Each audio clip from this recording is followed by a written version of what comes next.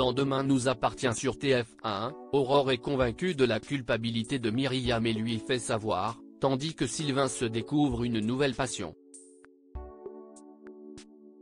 De son côté, Chloé improvise au plus mauvais moment alors que Valentine disparaît et que Nathan découvre du sang dans la chambre de l'hôtel. Vendredi 22 mars 2024 dans Demain nous appartient. Malgré les preuves retrouvées la veille par Nathan, AD, très complice avec Catherine Benguigui, l'ambiance est tendue à l'hôtel. Le serveur essaie de rassurer son amoureuse, mais elle pense que l'homme de main de Myriam Becker est prêt à tout pour la faire taire. Elle accepte, cela dit, la proposition de son chéri d'amener la mallette au commissariat. De son côté, Simon est cuisiné par Aurore et Martin. Si l'avocat ment sur ses liens avec la mère de Nordine durant l'affaire Colorset, il déballe toute l'histoire. Ce qui met hors de lui, l'ancien compagnon de Manon, qui s'en prend physiquement à lui en cellule, avant d'être stoppé par la fille d'Aurore. Plus tard, c'est au tour de Myriam d'être interrogée. La femme nie tout, et semble tomber des nues. Mais la capitaine Jacob se montre déterminée. Selon elle, Myriam est coupable et compte bien décider à trouver des preuves pour la faire tomber. Demain nous appartient en avance, Sylvain se découvre une nouvelle lubie grâce à Étienne Ospoon, Sylvain apprend à Christelle qu'il compte se remettre au sport.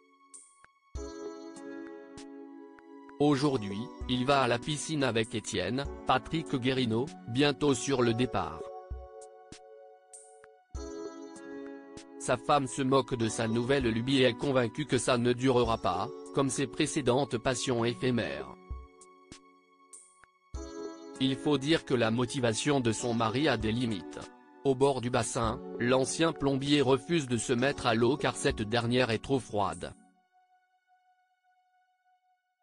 Vexé par une remarque du mari de Bénédicte, il finit par s'y glisser et les deux participent à un cours d'aquagym donné par Mélodie. Tout d'un coup, le mari de Christelle se sent pousser des ailes, et donne tout. À la sortie, Étienne est ravi et le dit à la compagne de Georges. Sylvain, lui, est persuadé qu'il se passe quelque chose entre les deux. En tout cas, il n'est pas encore prêt à se réinscrire pour la semaine suivante. Demain nous appartient en avance, Céleste joue les troubles fêtes avec Chloé. Pour Chloé, c'est jour d'examen. Et Alexandre Brasseur, récemment vu dans Léo Mattei, aux côtés d'une ancienne star du feuilleton, est aux petits soins avec sa femme. Il lui prépare un petit déjeuner de compétition, et missionne Diego pour qu'il prenne soin de la candidate au concours. Malheureusement, le karma s'en mêle et l'école appelle la mère de Céleste pour lui annoncer que cette dernière est malade. Elle appelle alors Diego, Marianne et son mari, mais personne ne semble disposé à aller chercher la petite à l'école. La maman se précipite alors pour récupérer sa fille et débarque quelques minutes avant le début de l'épreuve avec elle. Alors que le président du jury ne semble pas conciliant, les autres candidats défendent la mère de famille, qui peut finalement participer à l'examen. À la sortie, Alex est étonné lorsqu'il apprend ce qu'il s'est passé.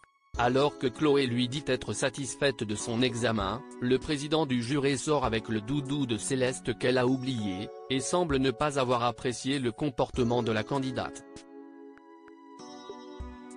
La fille Delcourt est alors persuadée d'en payer le prix, mais est vite rassurée par son mari. Demain nous appartient en avance, du sang retrouvé à l'hôtel, Valentine assassinée ? Après l'interrogatoire de Myriam, Martin doute. Il n'est pas sûr qu'elle soit coupable, tandis qu'Aurore en est convaincue. À la sortie, tandis que Nordine exprime à sa mère son dégoût face à cet acharnement, son père arrive. Il dit alors à Myriam qu'il espère vraiment qu'elle n'a rien à voir dans cette histoire, face à un ordinaire ahuri. C'est à ce moment-là que Valentine et Nathan arrivent avec les preuves. Mais voyant la proximité entre Becker et deux policiers, la jeune fille fait demi-tour. Elle est convaincue qu'elle ne peut pas leur faire confiance. Heureusement, Nathan parvient à la convaincre de rencontrer Raphaël, qui saura tenir tête à son compagnon. Il part alors la voir.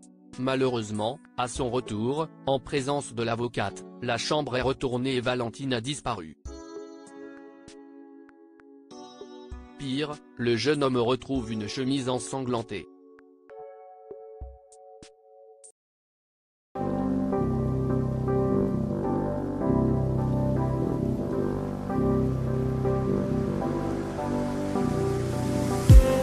I just need